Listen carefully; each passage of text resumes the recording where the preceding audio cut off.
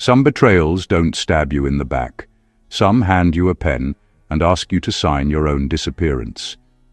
When a chosen one walks into a lawyer's office expecting clarity but ends up staring at fraudulent estate papers, it's not just a plot twist.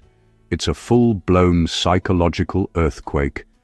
One minute you're sipping water from a plastic cup, trying to look composed, and the next, you're realizing someone has been forging your destiny like it's a weekend DIY project. And here's the wild part.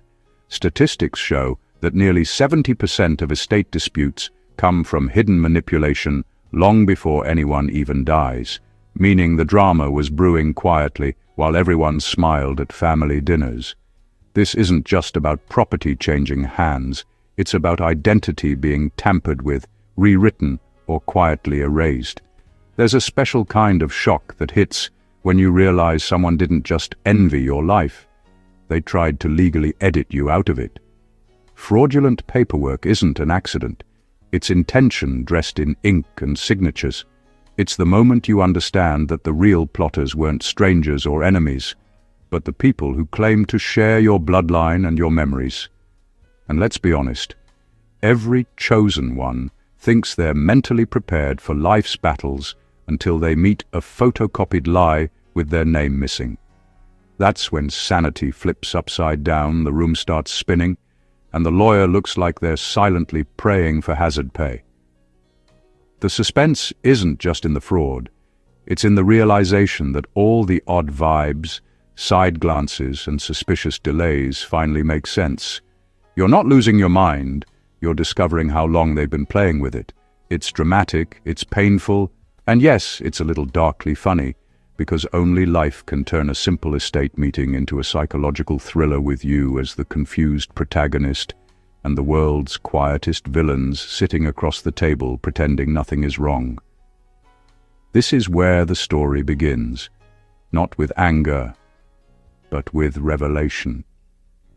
And once truth enters the room, every hidden scheme has no place left to hide. Number 1. They finally realize the estate was never about property.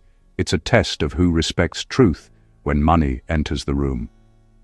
When a chosen one sits in that lawyer's office and sees fraudulent estate papers, something much deeper breaks than their composure.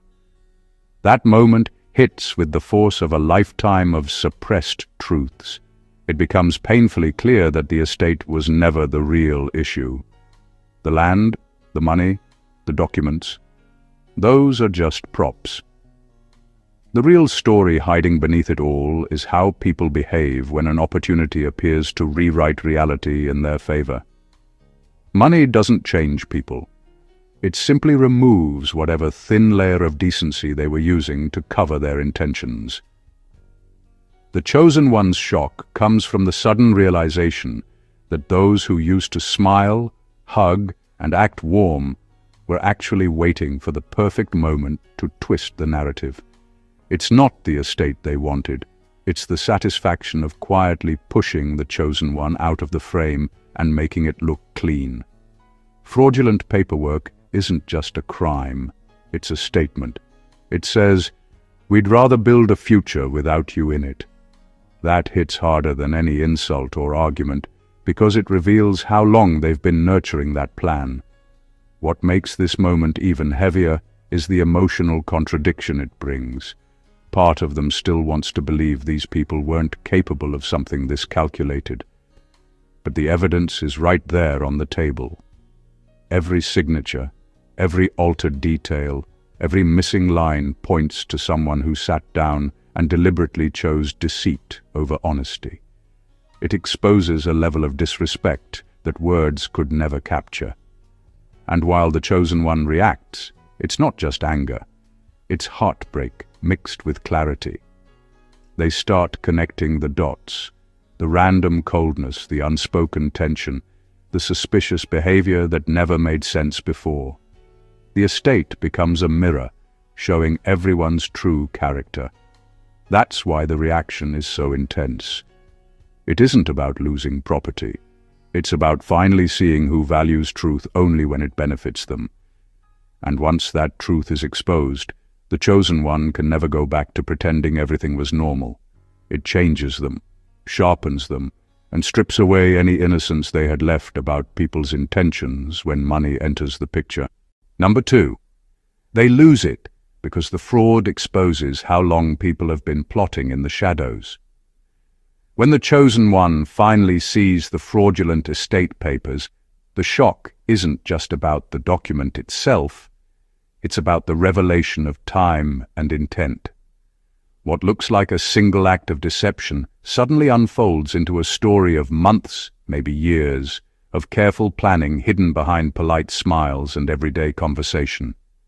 Each signature, each altered clause, each omission becomes proof that this wasn't a spur-of-the-moment decision.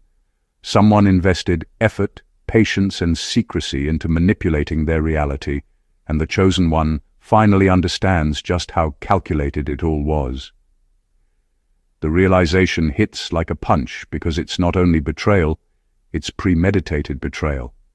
People they trusted, maybe even loved, were quietly building a web to control their future.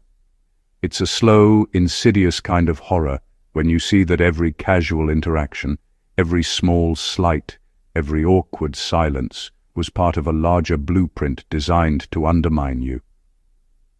What seems like minor annoyances over the years suddenly take on a darker meaning. The chosen one starts tracing back every moment, recognizing patterns they ignored or dismissed. The fraud in that office becomes the key that unlocks all the hidden motives. The intensity of their reaction comes from the sudden clarity that this is bigger than just stolen assets. It's a history of secret schemes, of people manipulating events, conversations, and perceptions, all in hopes of gaining advantage when the time was right. The chosen one isn't just angry. They are confronting the sheer audacity of people who plotted meticulously, believing they could erase them quietly and without consequence. There's a mix of disbelief and rage because the chosen one realizes they were underestimated for so long. They weren't just victims of a legal trick, they were the target of a long game designed to rewrite their destiny. And in that moment, the shock forces them to face the cold truth. People will plan in the shadows, but the chosen one, now fully aware, can see the entire structure. That revelation alone is enough to shatter composure, ignite determination, and change how they navigate every relationship from that day forward. Number 3, they realize the people they grew up protecting were quietly preparing to erase them on paper.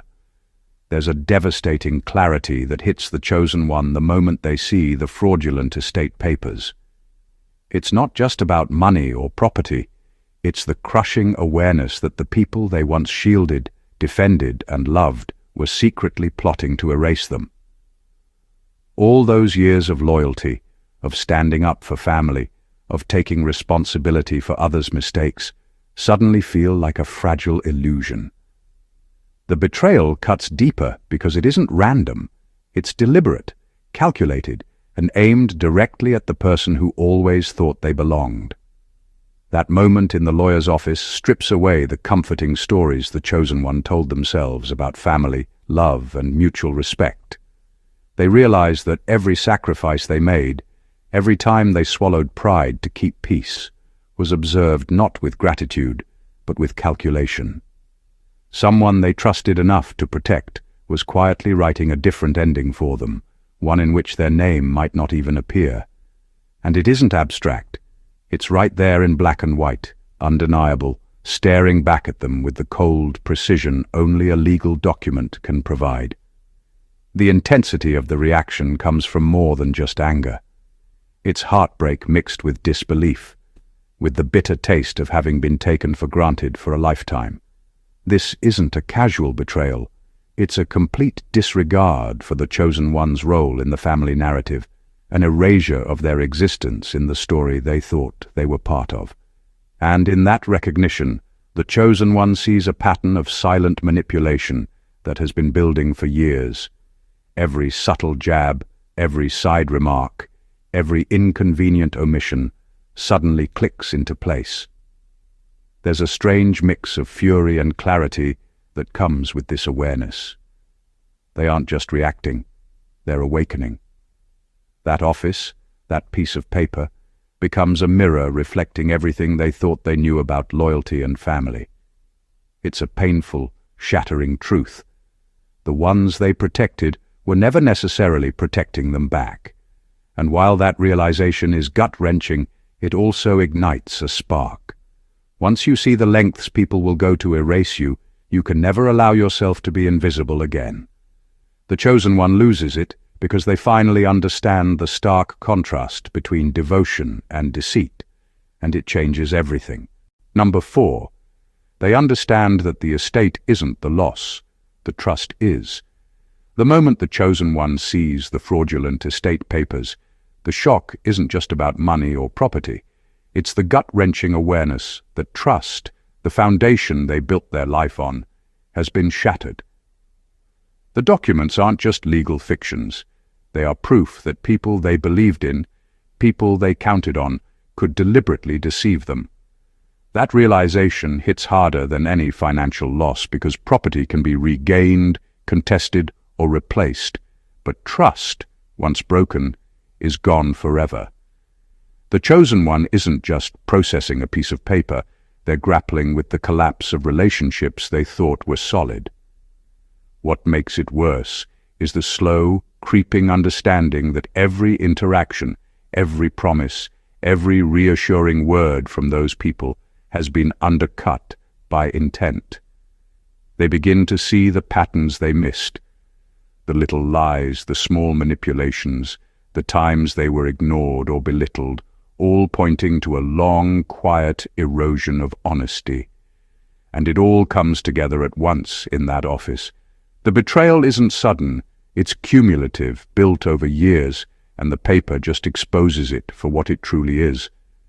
The chosen one loses it not because they are weak, but because the foundation they trusted to navigate the world has been pulled out from under them.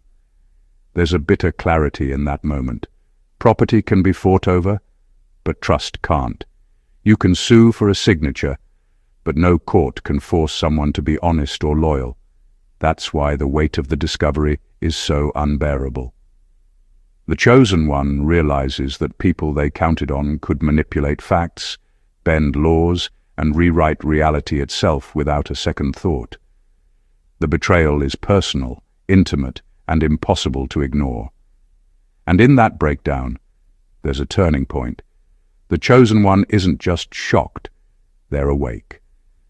They now understand that relationships built on trust are fragile, and that life will demand vigilance, clarity, and discernment going forward.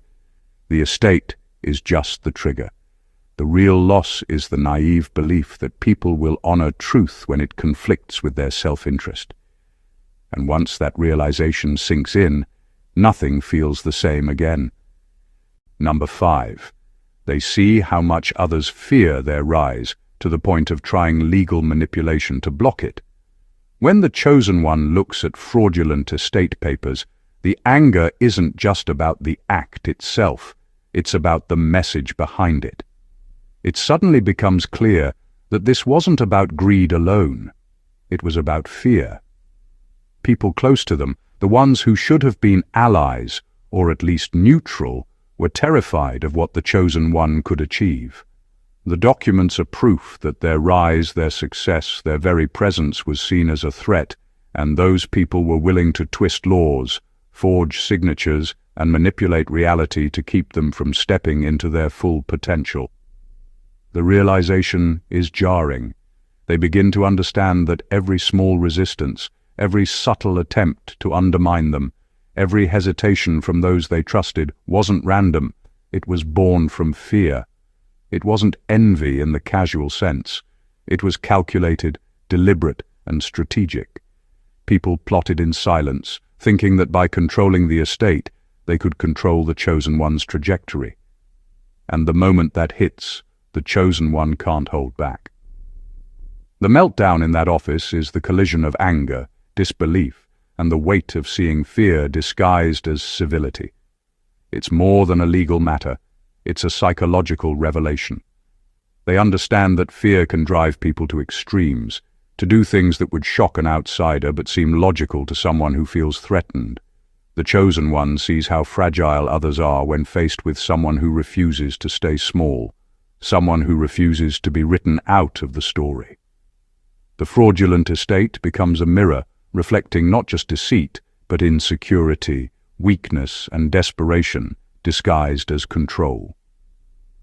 In that moment, the chosen one isn't just reacting to a document, they're witnessing a truth about human behavior. They see how much power they hold simply by existing authentically and unapologetically, and how some people will go to extraordinary lengths to try to stop it. The breakdown is inevitable, because the realization is enormous. People fear your light so much that they will attempt to snuff it out, using every tool at their disposal. And once you see that, nothing about your world feels safe or familiar again. It changes how you move, who you trust, and how fiercely you guard your rise. Number 6. They realize the lawyer's office is actually a battlefield, disguised with polished wood and contracts. The moment the chosen one steps into that lawyer's office and sees fraudulent estate papers, the room transforms. What once seemed like a neutral, formal space suddenly feels like a war zone. Polished wood, leather chairs, and soft lighting hide the reality. This is where battles over identity, legacy, and truth are fought. Not with swords or guns, but with signatures, clauses, and fine print. Every piece of paper on that desk carries weight far heavier than it seems, and every nod from the lawyer is a reminder that the rules of this battle are subtle but brutal. The chosen one realizes that they have been invited into a space where perception is manipulated and appearances are weaponized. The smiles, the calm tone, the slow unfolding of documents, none of it is innocent. It's all strategic. Fraudulent papers are the artillery, and every clause is a trap set to test resilience, patience, and awareness. The intensity of the moment isn't just about deceit. It's about the clarity that comes when you finally see how quietly, meticulously, people can wage war against you while pretending to follow the rules. In that office, the chosen one understands that conventional defenses, anger, logic, pleading, aren't enough. This is a battlefield that requires presence of mind, courage, and the ability to see through layers of deception. It's a psychological minefield where one wrong step, one overlooked detail, can have permanent consequences. And the deeper realization is terrifying. The people who orchestrated the fraud didn't just rely on chance, they relied on precision, on exploiting blind spots, on knowing exactly how to push buttons without ever showing their hand. The meltdown happens because the chosen one is seeing the enormity of it all at once. The room is no longer just a place for legal proceedings. It's a proving ground. Every word, every signature, every hesitation is part of a larger strategy aimed at control. And as the layers peel away, they finally understand that surviving this requires more than patience. It requires seeing the battlefield for what it truly is, and stepping onto it with eyes wide open, refusing to be outmaneuvered, erased, or underestimated. Number 7. They see the generational curse trying to continue through paperwork. When the chosen one stares at fraudulent estate papers, the shock isn't just about one act of deceit. It's the realization that this is the latest chapter in a story that has been repeating for generations. Families have patterns, cycles that quietly pass from one generation to the next: jealousy, sabotage, favoritism, and the need to control. What looks like a single betrayal is actually a continuation of these old wounds, now modernized and executed with legal precision. The chosen one loses it because they suddenly see themselves not just in this moment, but in a line of people who were always expected to bend, accept, or disappear quietly. The papers are more than ink on a page. They are a manifestation of inherited dysfunction. They reveal how deeply rooted the fear, greed, and manipulation run in the family. The chosen one starts connecting dots, the small betrayals ignored, the favoritism that never made sense, the subtle ways authority and influence were used to control outcomes. All those moments, which might have seemed isolated or personal, are actually strands of a larger recurring pattern. It's as if the fraud is whispering, "This is how it's always been, and this is how it will continue unless someone breaks the cycle." That recognition is heavy, almost suffocating, because it shows the chosen one that the fight isn't just against current deceivers, it's against history itself. Every signature, every clause, every forged detail is a modern echo of battles fought decades before. And the anger and heartbreak are intensified because this isn't a random act. It's the predictable outcome of an old system, a cycle designed to keep the chosen one small or powerless. The intensity of the meltdown comes from this layered awareness. The chosen one realizes that surviving this moment requires more than confronting individuals. It demands breaking patterns that have silently dictated behavior for generations. The estate fraud becomes a catalyst for awakening, forcing them to see the legacy they've inherited and to decide whether they will be another victim of it, or the first in their line to finally break free. Number 8, they understand that the estate isn't stolen money, it's stolen destiny. The moment the chosen one lays eyes on the fraudulent estate papers, the impact goes far beyond dollars and property. It hits at the heart of who they are and who they were meant to become. This isn't just about an inheritance. It's about a life's trajectory being hijacked. Every clause, every forged signature, every missing line is a deliberate attempt to rewrite their story, to erase the acknowledgement, the legacy, and the opportunities that were meant to be theirs. The estate becomes a symbol, not of material loss, but of stolen potential, a tangible representation of a destiny that someone tried to snatch before it could unfold. The chosen one's shock is amplified because they suddenly see the full scope of what's at stake. This isn't just about property being taken, it's about years of work, trust, and preparation being undermined. The people behind the fraud weren't just greedy, they were strategic, aiming to redirect the chosen one's path, to make them smaller, to convince them that their role, their influence, their future could be edited out of existence. And that realization is like a gut punch, because it reveals a level of calculated control most never anticipate from the people closest to them. The intensity of the reaction comes from the emotional weight of what's being targeted, not wealth, but identity. The chosen one begins to understand that the estate was always more than paper and numbers. It represented acknowledgement from those who mattered, validation of their worth, and a stepping stone toward the life they were meant to lead. Its theft isn't just financial, it's existential, an attempt to silence their presence and rewrite their legacy without consent. That clarity, sharp and undeniable, triggers an explosion of emotion. Anger, disbelief, and grief collide as the chosen one confronts the reality of being intentionally written out of their own story. But amidst the shock, there's also a spark of awakening. Understanding that destiny itself was under attack galvanizes them. It's no longer just about fighting back for assets. It's about reclaiming their life, their purpose, and the trajectory that was never theirs to give away. Number 9. They finally see who would rather commit a crime than let them level up. When the chosen one stares at the fraudulent estate papers, the moment hits with a clarity that's almost blinding. Some people would rather break the law than allow them to rise. The shock isn't just in the forgery itself, it's in the realization of just how far others are willing to go to stop their growth. For years, the chosen one might have sensed subtle resistance, quiet envy, or passive-aggressive behavior, but seeing it materialize on paper strips away all doubt. The betrayal is no longer abstract. It's tangible, undeniable, and personal. This realization is devastating because it forces the chosen one to acknowledge a brutal truth. Their advancement, their success, their rightful place was never going to be freely allowed.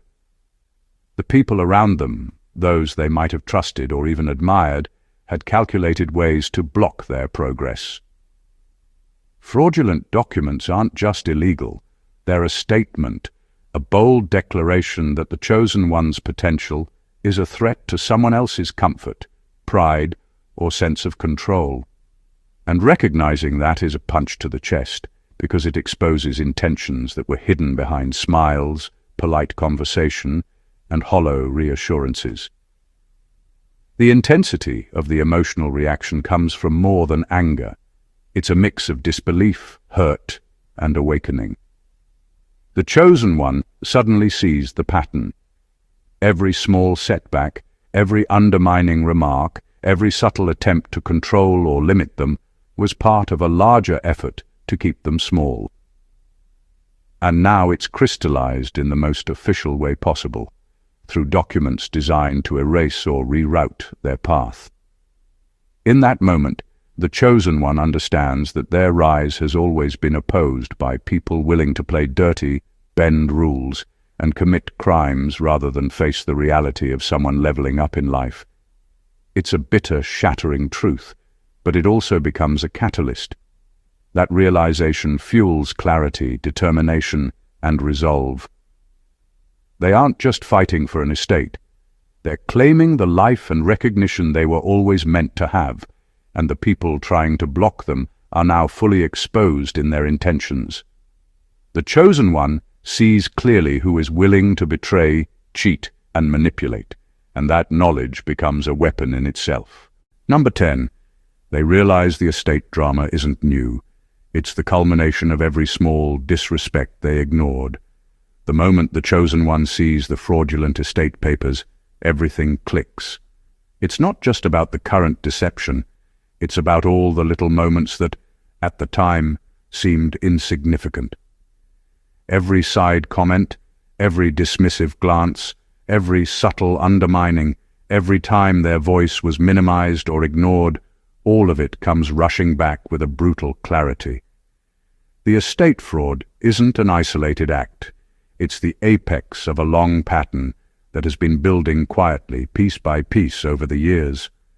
That's why the reaction feels so explosive. It's not just shock.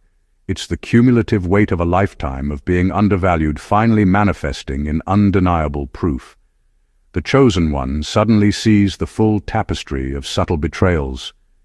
Those times they were passed over, talked over, or treated with condescending politeness now make sense. They weren't random lapses in judgment or personality quirks. They were the same pattern that has now been expressed legally in black and white. The small acts of disrespect were the early warning signs, the foundation of a strategy to manipulate and control, and the fraudulent papers are the apex, the proof that those patterns were intentional, persistent, and real. That realization is devastating because it forces the chosen one to confront not only the immediate betrayal, but also their own past leniency.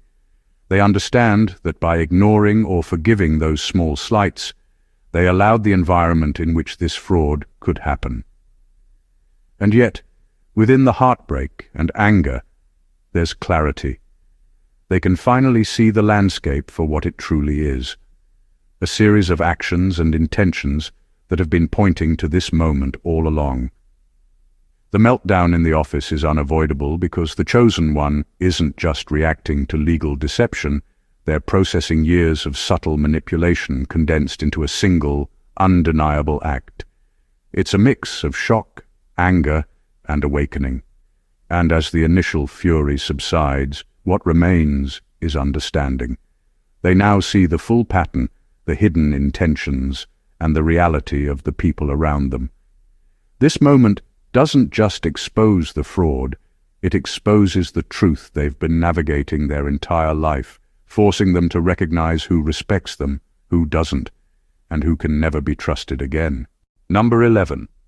They grasp that the fight isn't about the estate. It's about reclaiming their narrative. The chosen one's meltdown in the lawyer's office isn't triggered by money, property, or legal technicalities. It's the sudden, piercing realization that someone has tried to rewrite their story, and the estate is just the instrument.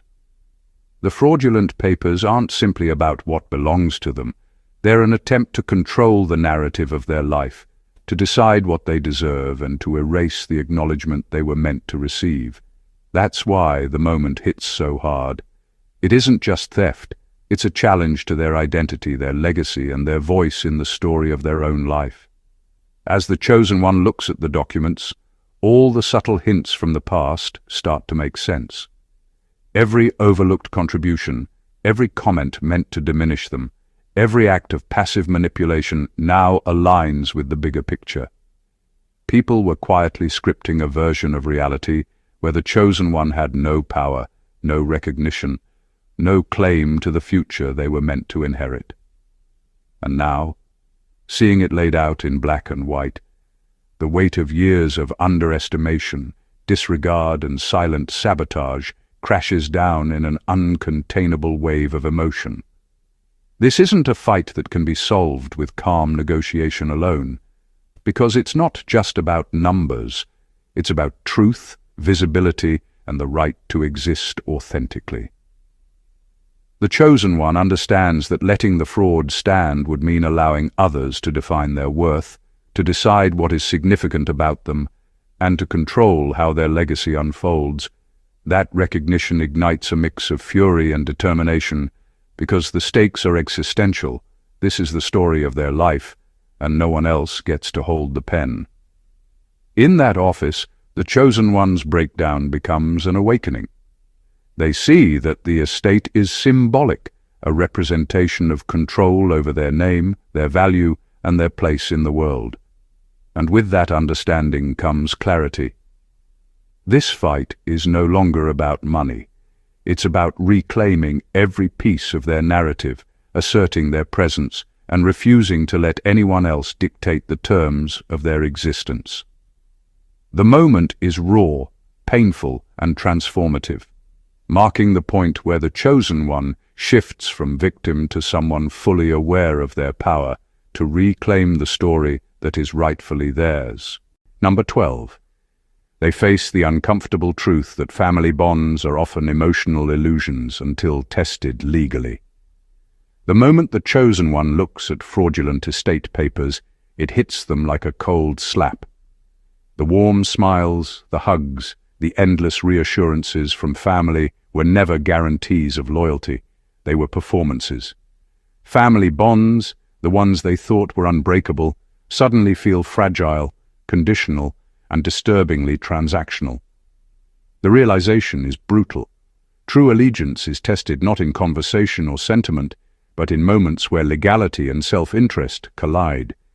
And in that sterile, polished lawyer's office, the truth reveals itself without mercy. It's a terrifying clarity. All the trust placed in people whose names you share, whose bloodline you carry, can vanish the moment stakes become tangible. The chosen one sees that many family gestures were never about connection. They were about appearances, a facade maintained until someone had the power to challenge it. The fraud isn't just an act against an estate. It's a revelation that loyalty can be shallow, and that when rules, signatures, and money enter the room, the reality of human behavior becomes starkly clear. The intensity of the reaction comes from recognizing just how much has been invested emotionally in illusions. Every memory of protection, every time they defended a sibling or placated a relative, now has a shadow cast over it. They start realizing that much of what they believed about unconditional love and support was, in fact, conditional, contingent on circumstances that could be easily manipulated. The estate becomes the undeniable proof that family ties, no matter how sacred they feel, are often tested only in pressure points they weren't ready to see coming. This moment is as enlightening as it is devastating. The chosen one's meltdown isn't weakness. It's the confrontation with raw reality. Bonds can fracture under pressure, People reveal their true priorities when legality overrides emotion, and trust, even among family, is a fragile commodity. In that instant, the chosen one understands that the paper in front of them is far more than legal fraud. It's a mirror reflecting the truth about relationships, loyalty, and the human capacity for self-interest disguised as kinship. And once you see it, nothing in family ever feels entirely the same again. Number 13. They understand that walking away silently would mean accepting the theft of their identity. The chosen one's meltdown in the lawyer's office isn't just about frustration or anger, it's about identity being challenged and nearly stolen. The fraudulent estate papers aren't merely legal manipulations, they are a statement that says, whether subtly or boldly, you do not belong here. Your claim, your worth, your place, it can be erased. And in that moment, the chosen one realizes that to remain silent, to accept it quietly, would be to let someone else define them, rewrite their history, and determine their value. That is a theft far greater than money or property. It is the theft of self. It hits with a weight that is almost unbearable. Every act of loyalty, every sacrifice, every moment spent protecting or believing in people who now betray them is thrown into stark contrast against the audacity of the fraud. The chosen one sees that identity isn't just something internal. It's tied to recognition, respect, and acknowledgement. And when someone tries to erase it, when forged signatures and false claims attempt to deny existence, silence becomes complicity. To walk away would be to say, unconsciously, that their life, achievements, and rightful place can be ignored or rewritten by someone else's agenda. The intensity of the reaction comes from the visceral understanding that the stakes are existential. This isn't just a battle over assets, it's a battle for self-definition, for the right to claim the life and legacy they were always meant to have. The meltdown, the tears, the fury, the disbelief, is the human response to that understanding. It's the collision of betrayal and awakening, the moment where anger meets clarity. And in that chaos, the chosen one finds a spark of resolve. They know that giving in, staying quiet, or pretending nothing happened is no longer an option. Identity cannot be negotiated away, and existence cannot be quietly stolen. That realization fuels the fire to stand, to fight, and to reclaim everything that was rightfully theirs, not just the estate, but the affirmation that their life, their story, and their presence cannot be erased by anyone, no matter how carefully they plot. Number 14. They realize in that moment that this betrayal is exactly the fire that will force them into their next evolution. The chosen one's confrontation with fraudulent estate papers is devastating, yes, but it's also a crucible. In that office, surrounded by cold wood and lifeless documents, something shifts. The betrayal, the deception, the audacity of it all hits like a thunderclap, but embedded in that shock is clarity. This moment, painful and raw as it is the exact spark they needed to ignite their next level. What could have broken them instead becomes the catalyst for transformation, forcing them to shed illusions, recognize patterns, and step fully into their power. The realization is profound because it reframes the narrative. This isn't a simple act of theft. It's a challenge, a mirror held up to show what they've tolerated, ignored, or underestimated in themselves and others. Every emotion, the rage, the heartbreak, the disbelief, is proof that they care deeply, that they have stakes, and that their presence in the world matters. And that fire, the emotional upheaval, the shaking of foundations, isn't meant to destroy them, it's meant to refine them. It forces them to confront who they are, what they value, and how far they are willing to go to protect their truth. As the chosen one processes the betrayal, a shift happens. Pain becomes awareness, awareness becomes strategy, and strategy becomes empowerment. They begin to see the web of deceit clearly, understand who aligns with them and who doesn't, and recognize that nothing in life worth having comes without trials.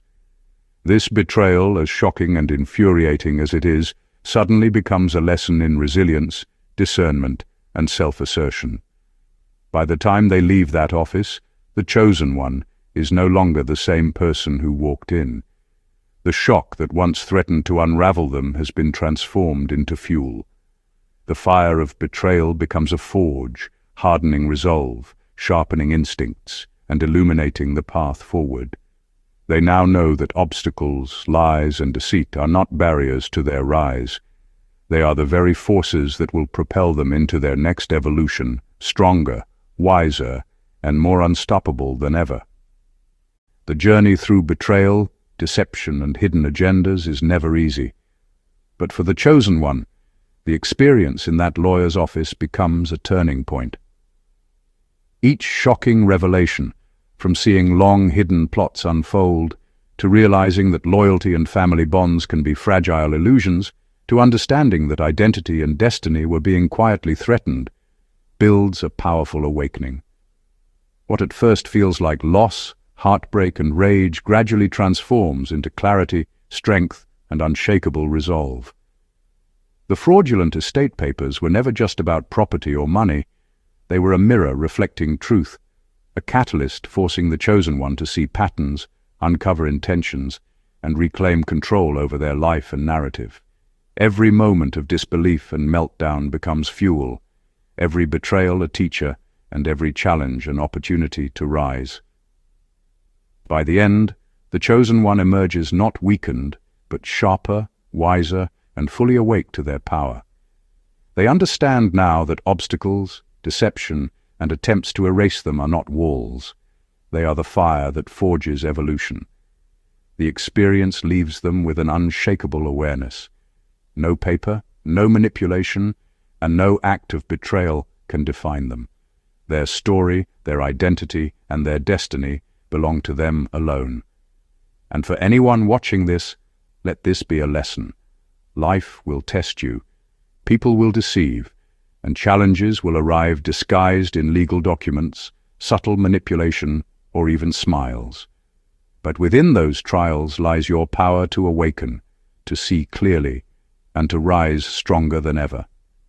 If this story resonated with you, if it opened your eyes to the depth of human behavior, or if you simply love uncovering the hidden truths behind betrayal and power, don't just scroll away.